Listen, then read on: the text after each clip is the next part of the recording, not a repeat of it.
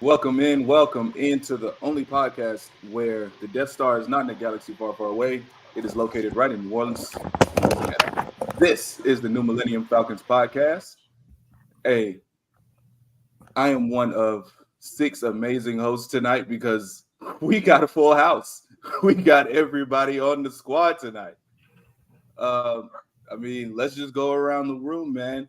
To my right, man, I got my boy Hunter Thompson. How you feeling, my boy? Oh, we out here thriving. We just had a full house. We lost Trey, but it is what it is, and we out here. We're having a good time. Having a great time, man. Next to Hunter, I got my boy Kenny. Kenny G, how you feeling, man? Feeling good, man. Hey, guess what? We get to recap a game today. Let's go.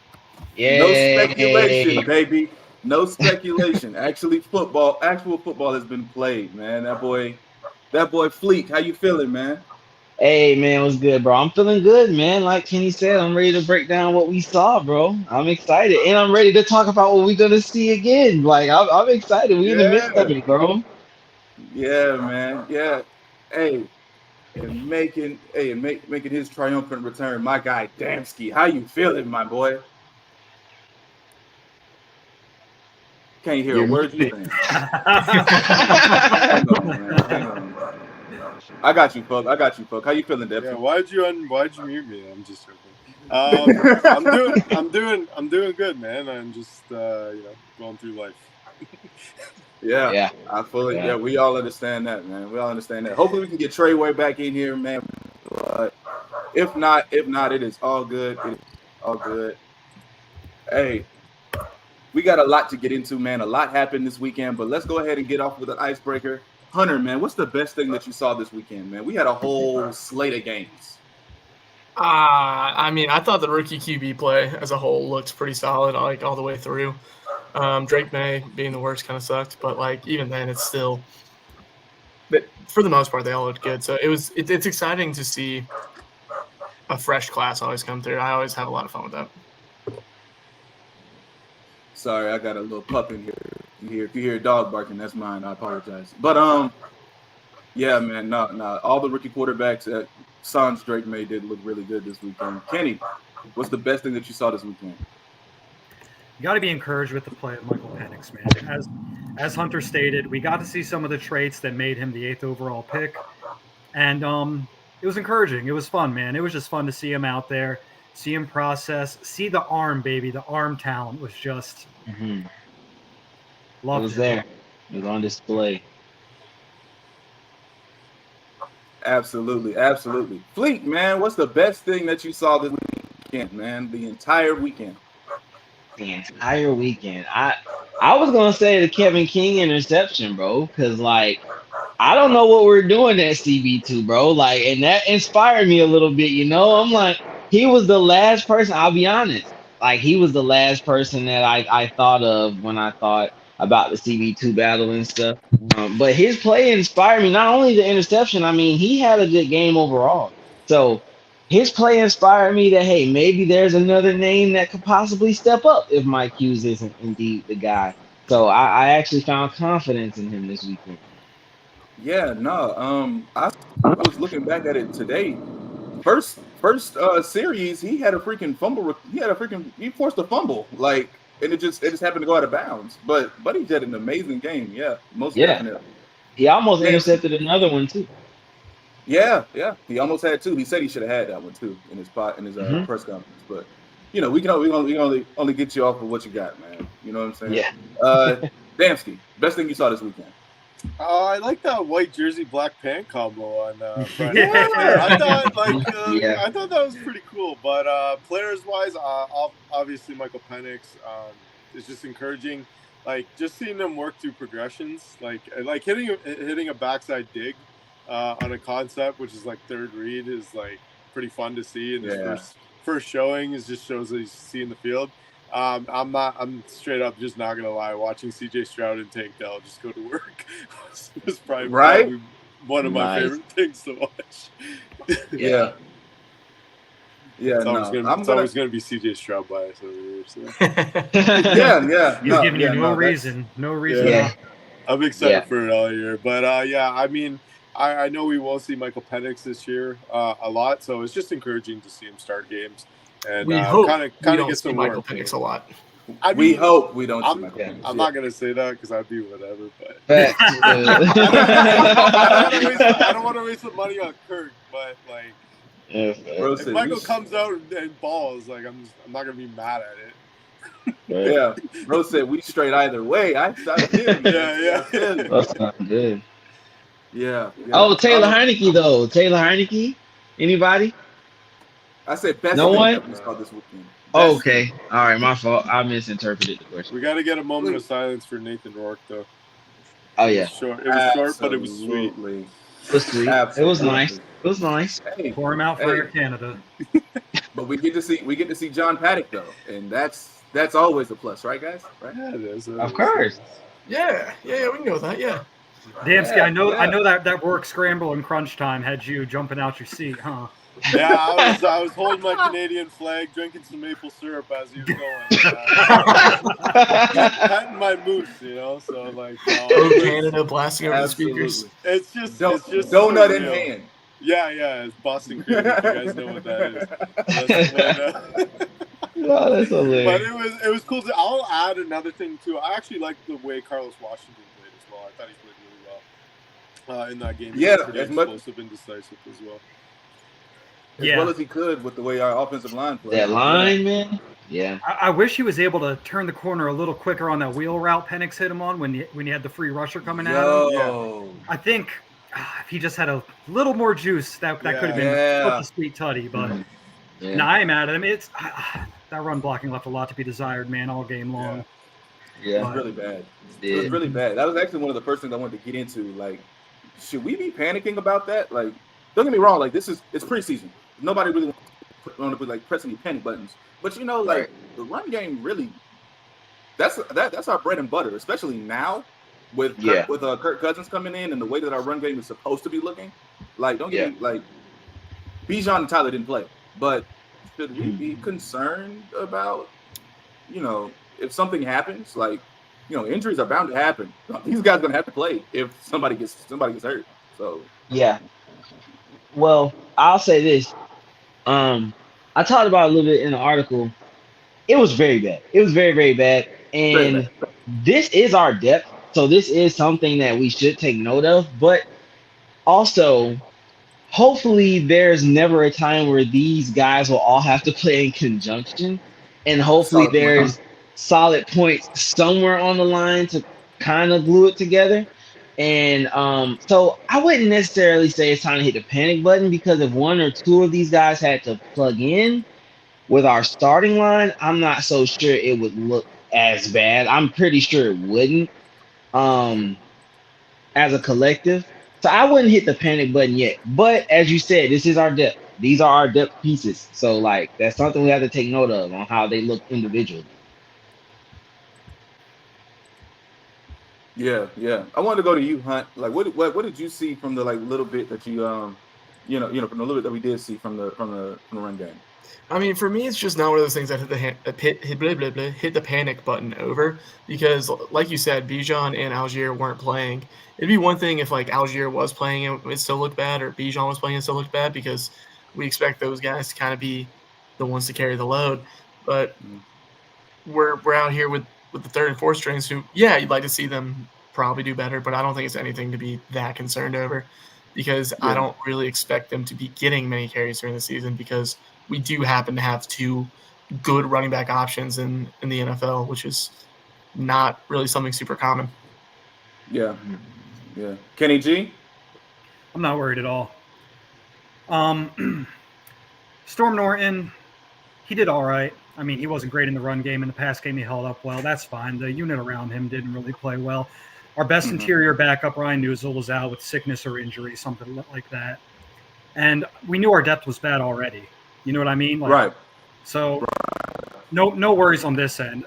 Once we see the starters in, if Dahlman's getting bodied around, if Bergeron doesn't take the next step and is struggling, then I'll be worried. But right now, no, not at all. Right. Damski, what you think? Yeah, no, I'm not really concerned. I mean, considering two of the best run blockers in terms of Drew Dalman and Chris Lindstrom weren't in there. Pretty much league wide weren't in there. So I mean, I'm not really concerned about it. And like Kenny said, it sucked not having Uziel in there.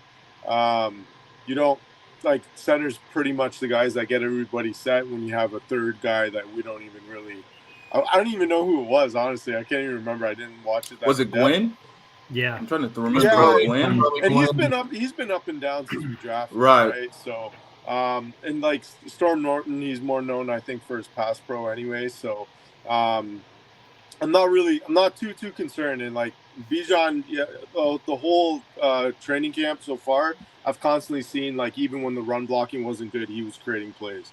So I mean, when you have a thoroughbred, that's kind of what you hope he can do, right? Is just make something out of nothing. Yeah, and that's one thing that Bijan definitely can do. I will say that the pass protection did give me something to like look forward to because Penix, for the most part, was upright, and I mean, don't get me wrong, that definitely has something to do with him and the way that he played, like the way that he, the way that he got the ball out quickly, but. You know, it looked like an offense in that regard. And so that's how we're going to transition here. What do we make of Michael Penix Jr., man? I mean, Fleek, let's start with you, man. What are we going to say about the 8th overall pick, man? I felt like he had a solid day. I seen what I wanted to see from him Friday. Especially, was it Friday, Thursday? One of them days. They all run together these days, people. It's life. Yeah. But no, I wanted to see some of his arm strength. He showed it with some cover 2 shots down the sidelines. Like Damski said, he was reading the field well. He played with poise. He was comfortable in the pocket, a lot due to good pass blocking, as you alluded to, Saivion. So like, I didn't have like anything in particular I wanted to see. I kind of wanted to see how he handled the game. And I think he handled the game well. He played within the rhythm of the game. He missed a couple throws. You know, everyone misses throws. It's going to happen. But I think overall it was a solid showing. And you know, it's a tick up in my book. Right. Yeah. 100%. 100%. Damski, what you thought, man? I think one word I keep seeing along people that have broken down his game, just with like actual people that study the quarterback play, is they constantly say calm. Like he was very calm back there, and everything. Nothing looked forced. He took what was given to him. I personally like when quarterbacks take their one-on-ones, and he wasn't shy to take his one-on-ones. I think he had 3 deep shots. In his two drives that he started. So, I mean, he's very confident in his arm. Like, it's crazy just the flick of the wrist that he gets. And that thing just creates torque. Like I said, that backside dig, or I think it was either a dig or a stop route that he hit to Casey Washington. It was just impressive because it was like, see it, throw it, complete. Like, it was like a 15-yard throw that he made look like a 5-yard throw. So I mean, it was impressive. Obviously, I want to see more. We'll see if Kirk starts at all in this preseason at all. But I mean, signs are pointing up for Penix. But I think one thing we do got to remember too, he's older coming out, so he's going to be naturally more mature when he's playing too. Versus opposed to some of these guys. I mean, Caleb Williams was just a freak show. The things that he was doing to start his career. Yeah. But guys like Drake May, who looked very raw, who played in the rain, those guys are young. Like, he's 21. Jaden Daniels, another guy who was older, but he looked great too. I think that's just something to... Tragic. All right. Okay. He's on mute again. Hang on. Okay. I don't think he knows we can see him still. Okay. Yeah. Well. It's fine. Kenny G, what you think of Penix, man? Like Adam said, man, calm. He looked calm. He looked like robotic back there in a good way. And I think even some of the missed throws, you know, with with more reps and more chemistry with his receivers, that'll be better. Like there was a comeback to Casey Washington on the right sideline. He ripped and something was off about that. Chase Daniel in his breakdown said it should have been an 18-yard comeback. Casey ran it at 15 yards. And Raheem Morris in his press conference, he said that was one that he missed, and I don't know if it was because he missed it or because, like Chase Daniel said, he was supposed to be taking that higher. But yeah. Mm-hmm. I saw that one too. But yeah, little things like that. When he also threw a ball on the right sideline, also to Casey, and Casey jumped a little early, Yeah. Little things like that. The goal line fade was pretty ugly. I'm not giving him a pass on that one. That ball was. That was an ugly one, but I mean, all things considered, he did well. And what I'm looking for from Penix moving forward is to see. I want to see him get. I don't want to see him. All right, I want to see him get hit a little bit. Yeah, I want to see how he responds to that. In college, yeah, I know how it sounds, but you guys know what I'm saying, man. Let's see. Wow. Let's see if he gets rattled or not. In college, he was the third best in pressure to sack ratio, which is how often a pressure from the defense converts into sack. He was third best in the nation, 7.6%. And you can see why. He's able to get the ball out quickly, knows where to go with it. I want to see if that holds up. Right. Yeah. Right. Most definitely. Hunter, what do you think of Penix, man? I think a lot of what I was going to say got covered. I like the way he went through his progressions. I like how calm and poised he looked.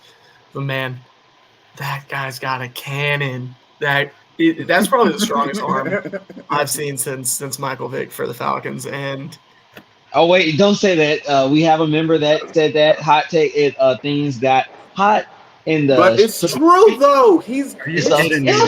Those responses were insane. It's a fact. Insane. I muted that real quick. I understand. I got in there early and saw some of the early ones. And was like, yeah, I'm getting right out of here. I'm leaving my retweet, and I'm getting out of here because. It's getting bad. The website is wild, bro. I mean, but for real, like some of the throws that he was making, like you don't see guys in the NFL be able to flick it that effortlessly. Like it was the one down the right sideline. Was it to Washington? Is that the one that I'm thinking? It was to Washington. Yeah, it was Washington. Perfect.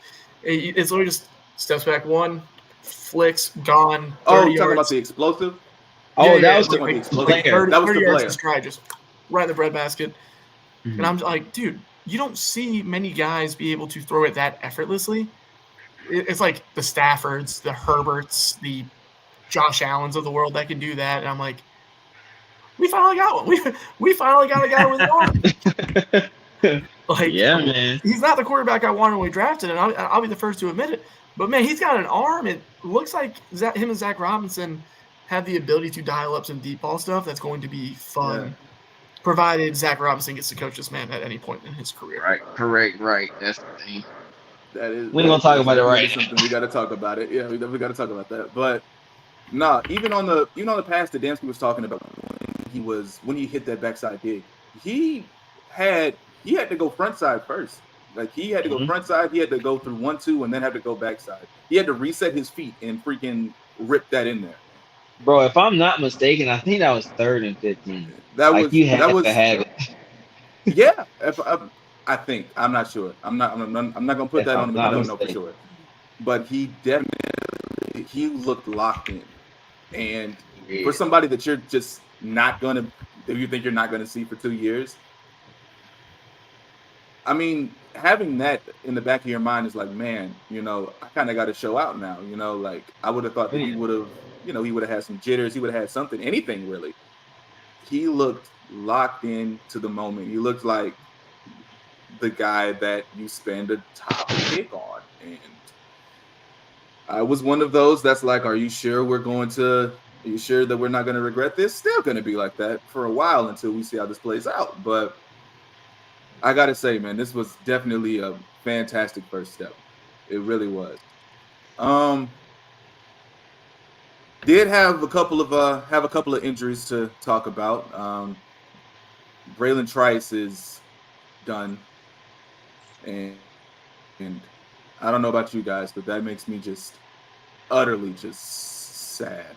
Like there's nothing else to it. Like what are we going to do edge rusher, guys. Like our guy Bryce Lewis over at Sporting News, he kind of gave us a couple of options. Shout out to him.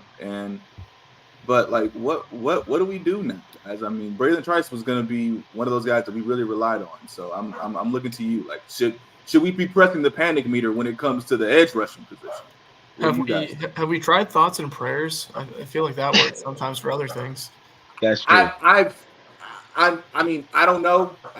I've been praying for a while, and then nothing's follow up. Have we tried turning it on and off again? Like, will we get a pass rush that way? Have we tried resetting it? That's true. No. I did Blowing not a cartridge across old heads. Did not blow the cartridge. Nah. Control Alt Delete didn't work. Because we were already in such a bad spot, right, fellas? We can all agree on that. We were already like, in a bad spot. It's not good.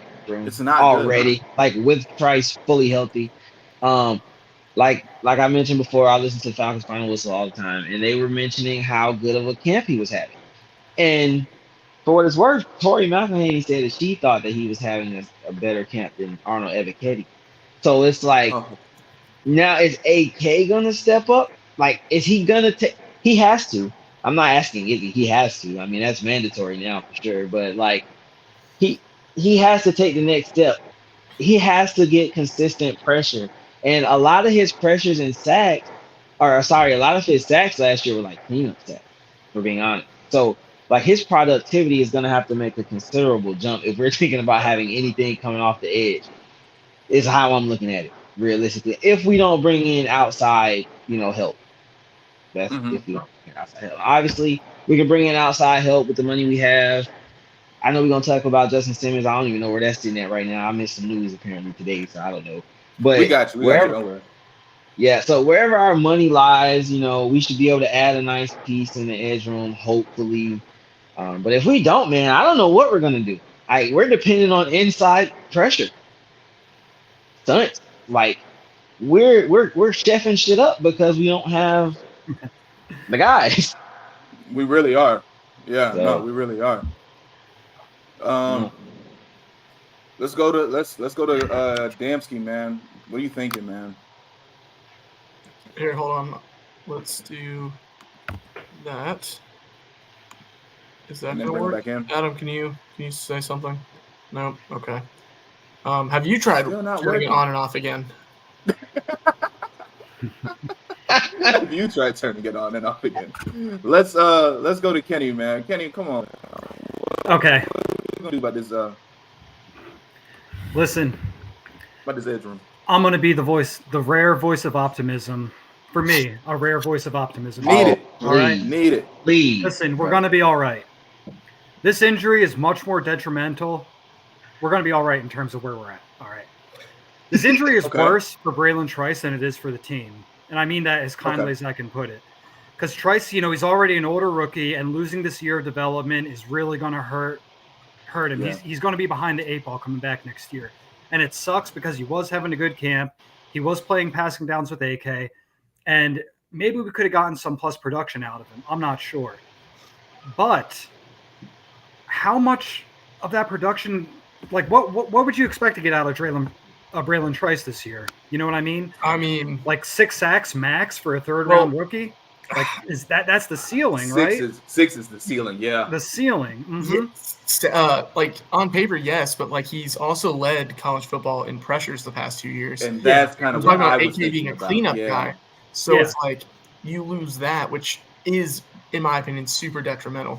And I'm not trying to downplay Braylon Trice and the prospect he was and the player he can be, but I didn't expect him to exactly be a 15% pressure guy year one. And a lot of those sacks in college, like he was a really good college player. A lot of that came from effort and not giving up, and all that stuff. And that's not something that, translates all the time. I do think he would have been a good player and everything, but I don't think his production is going to be hard to replace. Terry Fontenot just can't be complacent with it.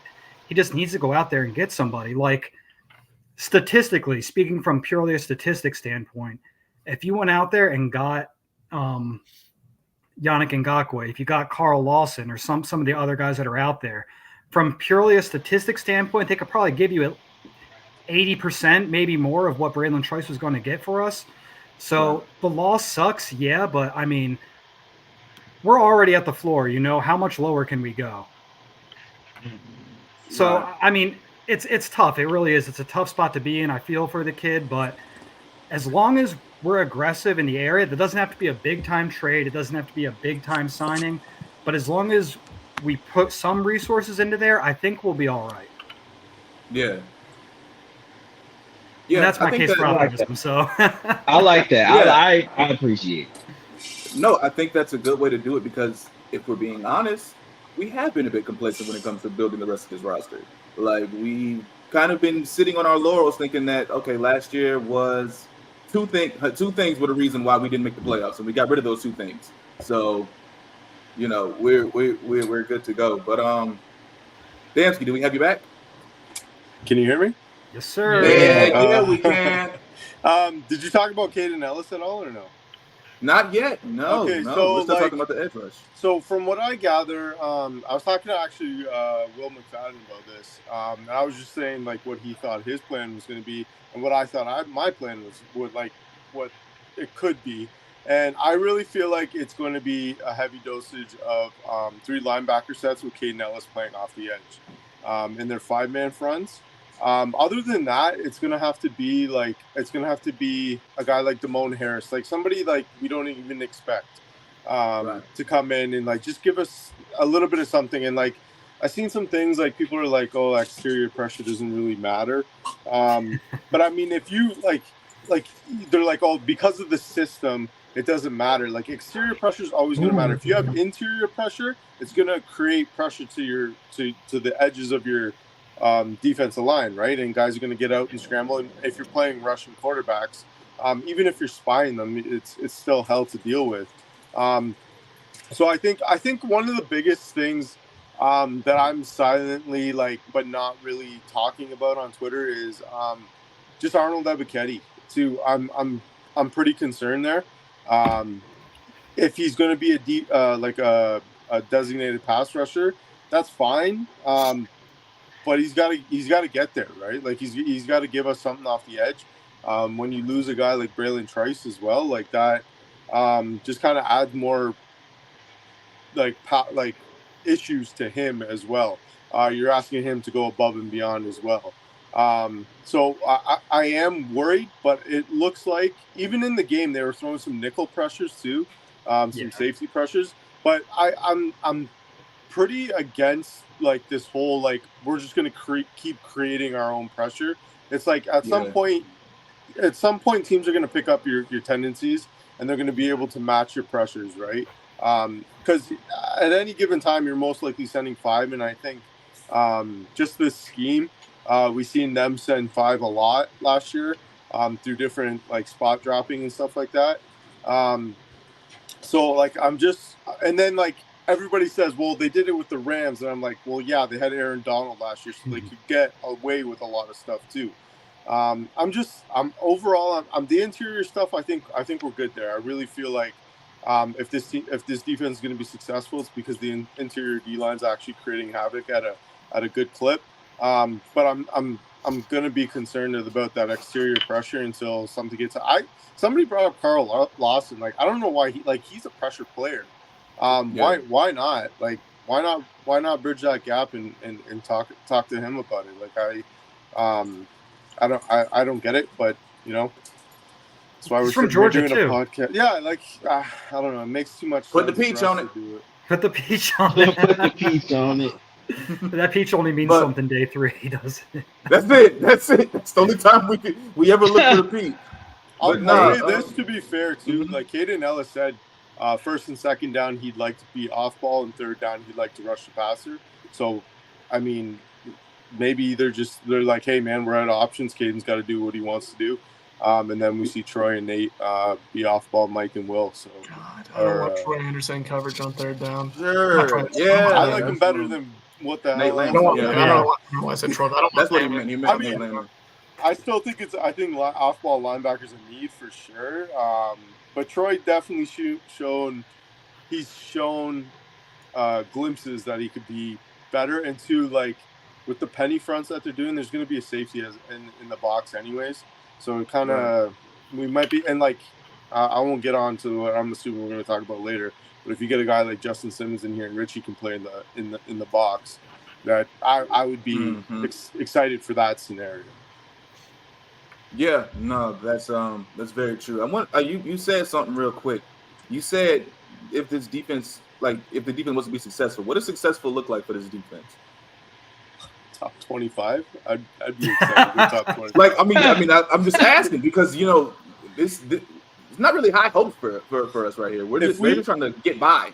If we can be at the end of the day, at the end of the year, if everything stays put, maybe they do, maybe they don't get Justin Simmons, but we are a top 25, 23 unit, but our red zone defense is actually pretty good. I could live with that for like what this defense looks like on paper right now. And like podcasts are going to tell you like, oh, this guy is going to be the reason why we're great. Like, it's like, let's be realistic here, guys. Like, it is what it is. Like, we're trying to make it work, but the good thing is, from what I hear, next year's draft is chock full of a lot of defensive guys. So hopefully that's where we're at next year.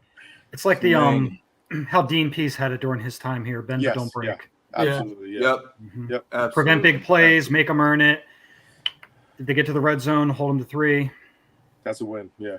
Yeah. Hope your offense can be a top 10 unit. Get a couple shootouts. And we spoke about it briefly during one of our previous episodes, but if some of the run stopping prowess from last season can transfer over to this season, that'd be a huge plus as well. And I think there's a shot that it does. I mean, Calay's a big loss in that department, but we got the bodies for it. Yeah, plenty of them. Agreed. Zach Harrison. I was going to say Zach Harrison looked great too. Harrison looked great. Can I give a quick shout out to someone? Contavious Street, man. Yes. Contavious. Man, brother. Yeah, he can play. He's running with the second, maybe third wave of subs, man. Like that's a good piece to have.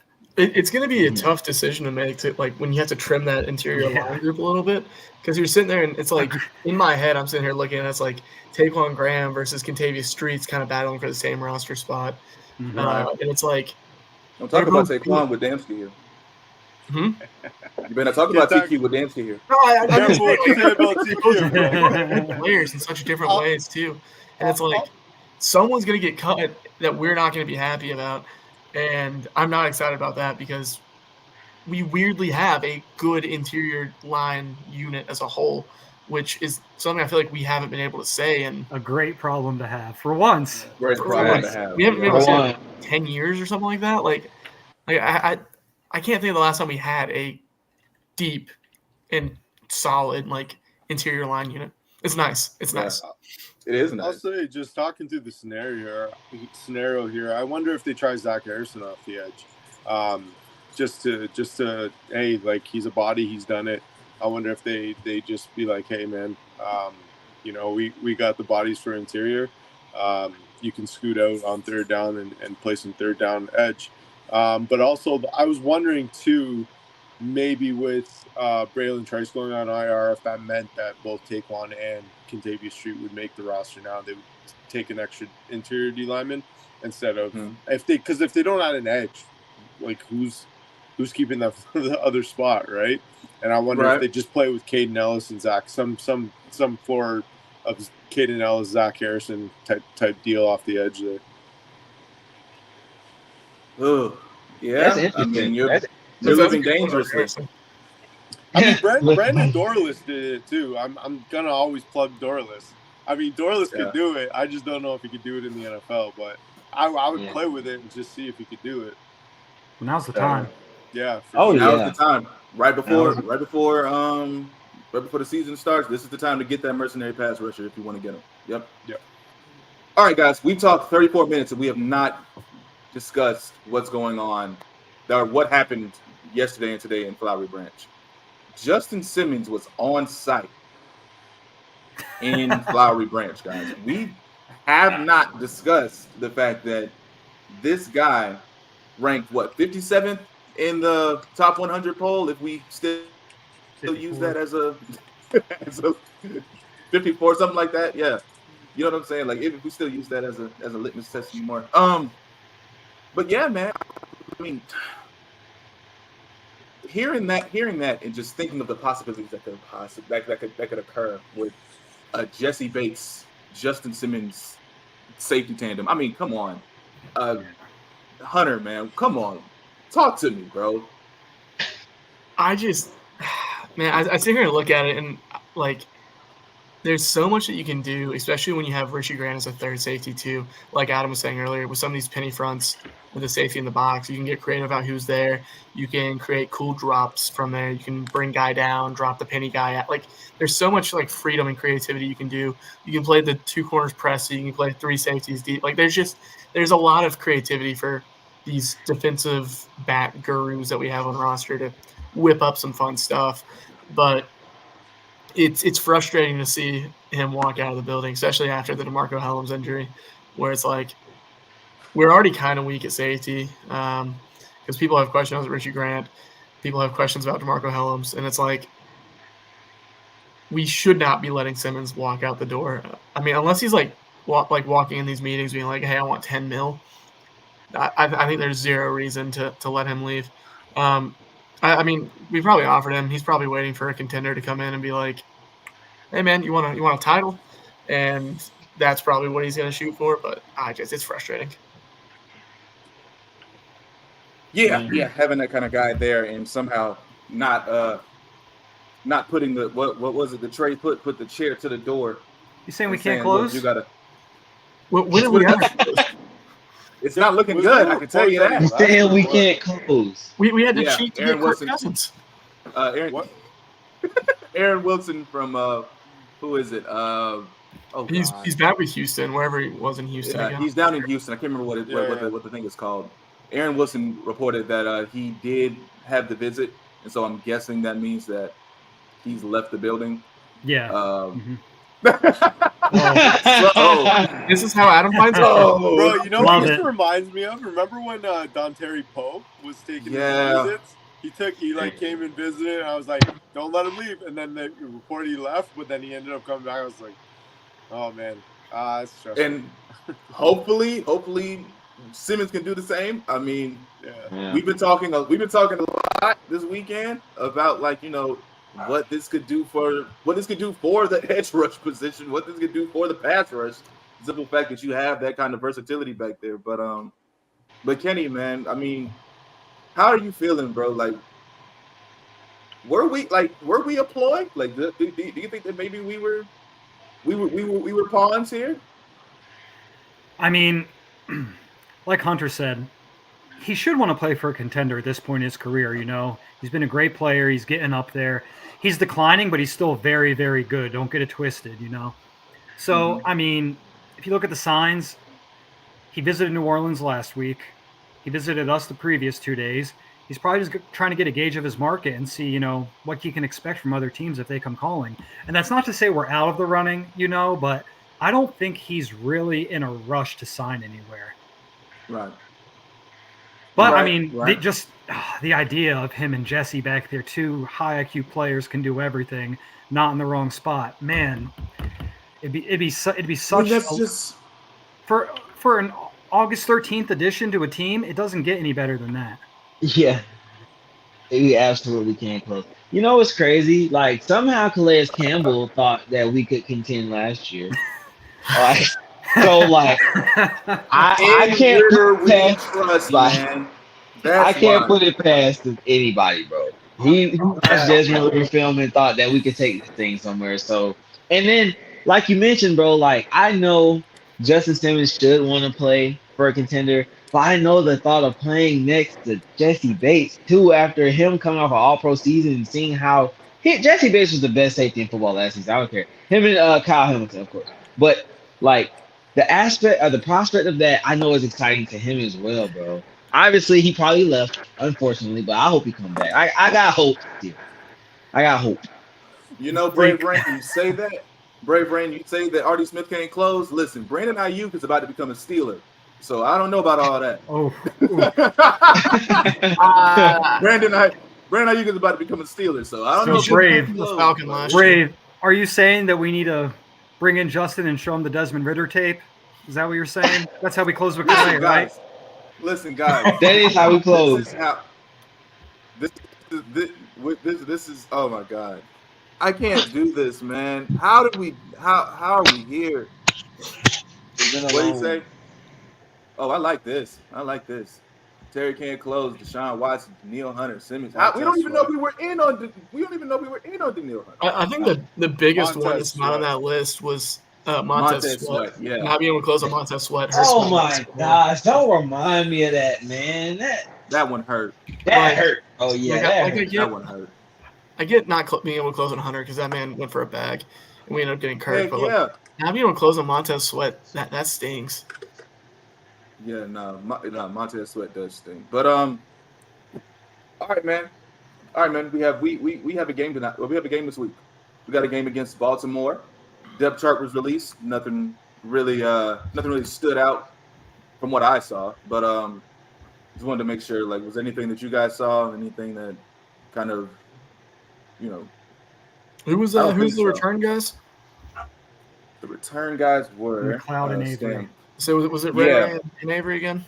Mm-hmm. So yeah, I don't think anything really changed. But I mean, this is Baltimore is the standard for. It doesn't. I don't think so. But Baltimore is the standard for finding talent. Move up the depth chart. Damone Harris. Because Trice. That was okay. That's the reason. Okay. Yeah, that's the reason why I didn't really include that. But Baltimore is known for being the standard for finding talent. You know what I mean? Like, what are you guys kind of envisioning for this week? What do you want to see? You know what I mean? Fleek, I'll start with you. Well, depending on who goes and plays, really, I just want to see more from Penix. Like I said last week, I got all eyes on Penix, man. I want to see him continue to look good, continue to play with poise, be sharp. I would like to see our second team offensive line play a little bit better in the run game, get some push. I don't know who the Ravens are playing, so it's not going to be an easy task either way. They got some good depth pieces up front as well. So I just want to see us, improve on the things we couldn't do well last week, continue the things we did do well. I want to see how Kevin King plays. I mean, it's preseason, of course. You take everything here with a grain of salt. But like I said, I want to continue to watch that cornerback two battle. Now, Clark Phillips III didn't really play last week. So I guess, his role in the defense is probably solidified. I wouldn't see that as a bad thing with Clark Phillips not getting many minutes in the preseason. So either way, we need good cornerback depth, and if Kevin King can be that, even coming off the bench if need be, then that's a win in my book. So I would like that. Got you. Kenny G, what you thinking? What you looking at? What you looking for? So it's always a little tricky with preseason games. We don't know who's going to be out there, how long they'll be out there, etc. But I would like to see Duke Aroro or Brandon Dorless make some sort of impact on the game this week. It was a little not disappointing, but you were kind of hoping for more, something to get excited about, get you out your chair. So, and the Ravens, they had an O-line overall this offseason. They lost 3 starters, bring in 3 new guys. Their depth isn't the strongest, so I do think that this will be a good opportunity for those guys to come in and impact the game in some fashion. Yeah, the big name I see maybe on the second team is Roger Rosengarten, the guy from Washington. Mm-hmm. Other than that, I really don't see much from them to really get excited about. Him and Dorless had to have gone up against each other at some point last year. Yeah, I'm pretty sure that I think Rosengarten won that actually. I think the Washington O-line did pretty well against them. Yeah. All right, Hunter, what you looking for, man? Man, I just want to see someone kind of step up in the corner 2, room, that whole competition we got going on, and I want to see someone kind of establish themselves, whether that be a Mike Hughes or a Kevin King, which doesn't really move the needle for me, but I just want to see someone be able to step up and show that they're probably going to be the guy, because I don't really feel obviously no one here feels confident, but it's our inability to address that over the past few years has just been frustrating. And so I'd like to at least see someone kind of make some not promise, but just progress towards being promising. So just give me something. Right. Damski, what you thinking? I'm just thinking the Kevin King disrespect on this podcast is crazy. I don't know what more the man's got to do. Man. Pick, a couple deflections, forced fumble. Like he's got to get a pick 6 apparently this week to impress on. We'll see. Would you rather see him or Hamilton? Because Hamilton, man. Hamilton played well. We need that guy. Hamilton is a. He plays in the run game, man. Yeah, he's a stud. I like him. I'll kind of echo Kenny. I kind of want to see the D-line kind of step up. I'm pretty sure actually that Brandon Dorlus was beating ass in that Washington game. Sorry if you can't swear in this thing. I just know a lot of his hits on Michael. He was beating Penix's ass that game. I just like burned into my brain. He had a lot of the crossover windmill crossover move, and he was doing some damage. But I think they ended up getting killed. But anyways, Dorlus, I want to see Dorlus. Got to see something from Rook. I thought Rook was probably pretty disappointing last week. But like his draft slot. Yeah, I mean him and AK just getting taken out to lunch. That's just burning my brain over and over again. But Zach, seeing Zach kind of get active. And just seeing the different fronts, man. They were Jimmy Lake was kind of showing some stuff last week. Cody Alexander, yeah, that's he was posting some fun clips of just their penny front. Like they were even throwing which was irregular for me to see. The nickelback was coming in the penny front, and they were dropping out the safeties. I asked him, he said, "Is that regular?" But he said against that formation. So they were formation matching in preseason, which is not so vanilla, I guess you could say. I mean, I guess maybe they just wanted to try it to see if it would work. And so it was fun to see, and they were doing some fun stuff. So I think this is very much. I was wondering if it was going to be Jimmy or Raheem. Just from what I see, it looks like there's a lot of Raheem influence there. Yeah. So that I'm encouraged by that. I was worried we were going to get into a world where Jimmy Lake is trying some old school stuff. Spamming cover 3. Cover 3, cloud, sky. That's all we're playing. Yeah. Let's go.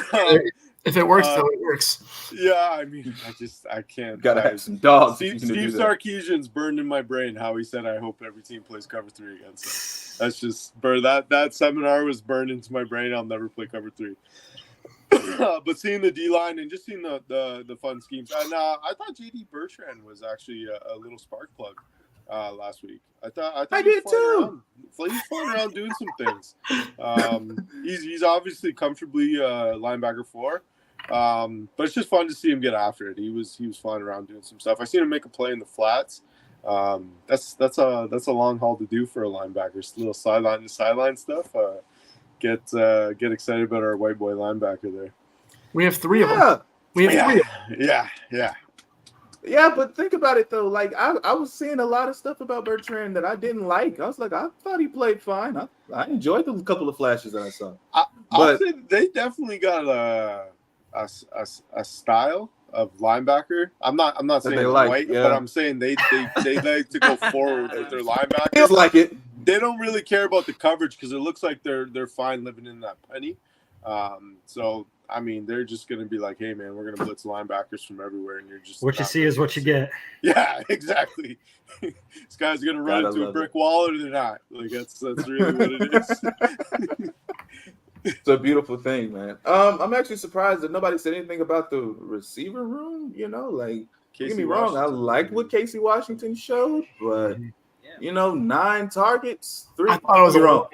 Casey Washington on this game. Just throwing that out there.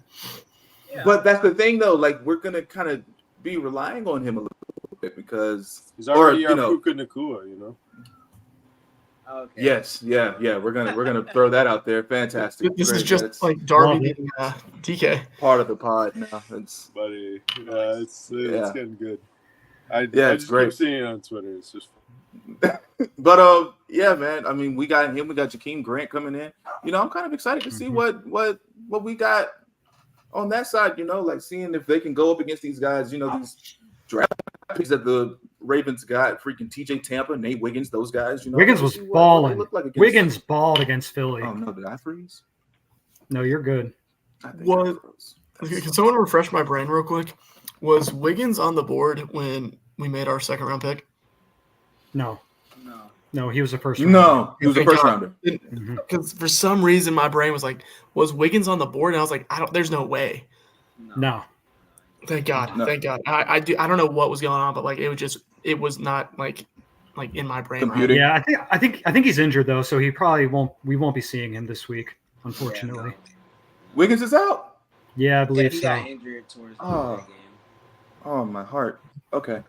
Well, that's right though. Nonetheless, I hope we get, I know Kirk's not going to play. I would like to see Penix out there with the ones because I really would like to see Darnell Mooney out there and kind of just see him run a few routes, get a look at that speed, maybe a couple targets. He needs the preseason. Like, there's a few guys that need it, and he's one of them. I think Caleb McGarry probably needs it.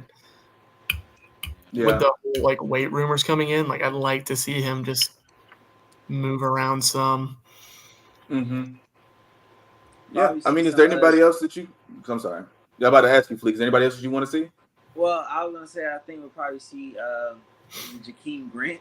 Is that who we signed? Jakeem, yeah. Jakeem Grant. Yeah, we'll probably see a little bit of him. He got some speed. He got a lot of speed, actually. Yeah, I'm sorry. Us signing Jakeem Grant to replace Rondale kind of tells me I think they did have plans for Rondale in the return game because Jakeem is strictly a return specialist, Right. They tried it early out on his career with him being a receiver, and I mean, he's just too small, man. He's just too small. He's been injured and all that. So I would really like to see him get a kickoff return or two. Yeah. I mean, exactly. If Zach Robinson can look at him and be like, he's kind of a similar, physically mold to Tutu, then there might be some work for him in the receiver room. But it's it's such a niche spot to be, where it's at least Rondo offered a little bit more versatility. Yeah, very option. Yeah, very niche because Tutu got benched for DeMarcus Robinson down the stretch for the Rams last year, and it's because of similar issues. Yeah. Mm-hmm. By the way, while we're on the topic of Jakeem Grant, the contrast between looking at him in that 84 and then looking at CPAT last year is like a joke, man. Bro, okay, I got a question. The explosion in that 84, ain't it? Can we retire number 84 already? We retired 84. We need to retire 11. We need to retire 2. So all I'm saying is I'm tired of watching people tarnish Roddy White's great number because Cordell Patterson. OJ Hilaire did his thing. He tried at least, sideline. I'm not going to lie. Kenny. Oh, in the 11th. My bad. I'm not going to lie to you. 84 could have stayed unretired if Kyle Pitts had a warning coming out, bro. Absolutely. His stock would have went straight up. Oh. But CP had it, so he couldn't. But, man. Seeing CP in the backfield at number 84 just made my skin crawl. And now Jakeem Grant being an 84 it makes me feel sick to my stomach, man. He looked kind of cool though. No, he didn't. No, you say Sky Moore looks good in his number.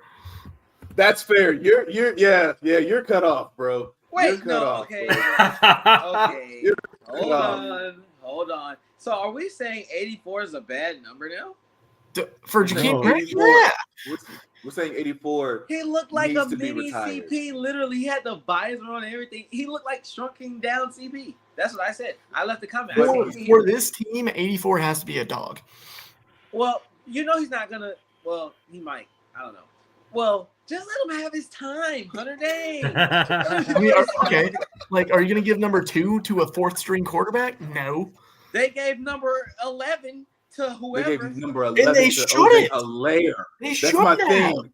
But that's the thing, though. The possibilities are endless for this squad, bro. Bro. Nothing is off limits.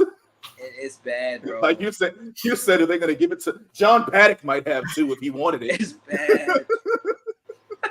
I'm sorry, Kenny. I'm sorry. I know that one didn't. Oh my God! All right, guys. We coming up on up on an hour. First, semantics purpose. When these guys hit the Ring of Honor, like Matt Ryan's gonna be in the Ring of Honor this season, right? Does 2 get retired with him, or is that the Falcons' way of avoiding the whole retirement number thing? Because I don't remember if they go hand in hand, or if it's strictly the Falcons' way of being like, yeah, we ain't retiring your number, homie. But why are we avoiding it? Why are we the only franchise that seems to avoid it? Like that. Don't we have 10 retired? I think so, because I had never seen anybody wear Bart's number. No. I'm pretty sure Demir Bird, didn't he wear 10 with us? No, he was 14. Yeah, he was 14. What was Scotty last year? 16. 16. I could have sworn we gave some shitty-ass receiver number 10. No, this is the thing. I think that's true. I think number 10 might be, like, semi-retired because I remember even as a kid thinking, like, when I create my player on Madden, I always made him number 10 on the Falcons because no one ever wears number 10. And I'm like, why no one ever wear number 10? Maybe it's like a known on it.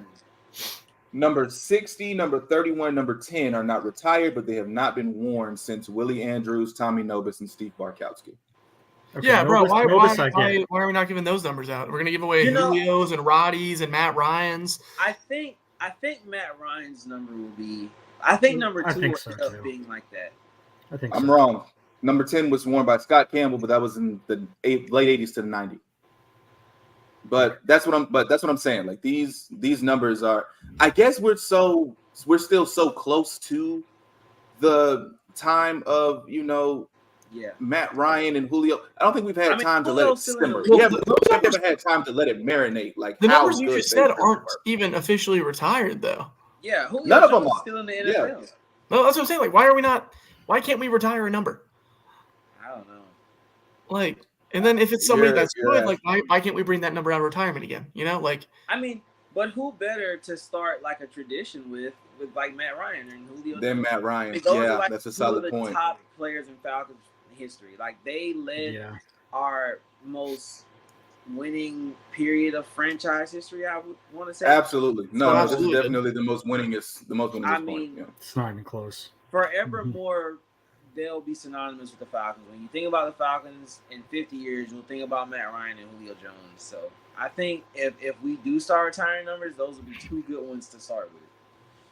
I'm with that. Now, I will say that when you do start retiring, that means you got to start going back because there are a couple of names here. Hold on. Retro. God, I love Aaron Freeman. Thank you so much, sir. Oh my God. I could have sworn numbers got retired.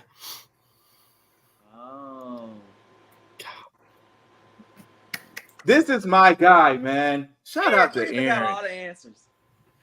God, man, don't forget to go to Locked On Falcons, man, because you get stuff like this. We gotta get stuff like this. Yeah. So we need to be selective with number 2, please. Yes, please be. So that's the thing. If you're gonna do it, be selective with it. Like for instance, Bijan should be wearing 7. That makes perfect sense. Things like that. But all right, guys. Any last words before we head out to Baltimore? Hey. No more injuries, please. God, please. That would be nice, actually. That would be fantastic. If we could, that should be the goal is to get out of there in one freaking piece. Because last week I don't know about y'all, but I was ready to end it at halftime. I was like, whatever, man, just call it, bro. Yeah, dog. And I didn't even see the play where Braylon went down, and I came back to the phone and saw y'all talking about it. I was like, what? Because we had already lost DeMarco Helms. I was like, no, man. Yeah, DeMarco's looked bad, too. That's what made it so bad. Yeah, his looked much worse than Trice's, but it's weird how that works out. Yeah, Trice left on his own power. I was like, Trice barely, but yeah, he did. He didn't get the card or nothing. They got the air cast for Helms. Have they said anything official about Helms yet? Like, it's probably just like a severely high ankle sprain or something like that, man. Like, probably just avoided having it broken. He's not on IR at this point. If it was broken, he'd have been on IR. So that's what I was thinking. Yeah. Like maybe we haven't done any transactions to start off the year on short time IR, or maybe we'll end up putting him on the PUP or something. Yeah. But don't count on seeing him anytime soon. Yeah. Yeah. All right. Anything else, guys? That's it, man. Hey, rise up. Let's get a win. Rise up. Let's get us a dub, man. Let's get us a dub. Hey, Hunter, where can they find you, man? Follow me on Twitter at HThompsonFB. I have started writing more. I still do this podcast, and I'm going to probably tweet a little bit more too because I am bored. Nice. Solid. Kenny G, where can they find you, man? Find me on Twitter at Gritsplits. That's Grits with a Z. Find my articles on the sporting news. Find me here every Tuesday around 8 p.m. Actually, not next week. I'll be in Mexico next week. A little vacation before the whole grind starts. So. Hey. Nice. Yeah, muy bien. Love to hear it. My guy Fleek, where can they find you, man? Man, you can follow me on Twitter at Ron Rico Season on Twitter. I tweet from time to time. I post gaming videos. I write from time to time, here and there. Do a little thing after games right now. So check that out on the sporting news. Yeah, man. Yep, my name is Saivion Mixson. You can find me on Twitter at MixonS_NFL. Don't forget to like, share, and subscribe if you are on YouTube. If you're on Twitter, man, retweet, do what you got to do, like, whatever, quote it, do whatever you got to do. Let us know what you think, man. Football season is here, man. Football season is here. We are in the mud. Don't forget to go to the sporting news. I'm going to remember to just do that. I promise. Don't forget to go to the sporting news and read all of our writing. These guys are freaking phenomenal, man. And we are going to give you the best content that you can find when it comes to the Atlanta Falcons. But that is going to do it for this episode of the New Millennium Falcons podcast. Thank you, everyone, for showing up. We appreciate you. Till next time.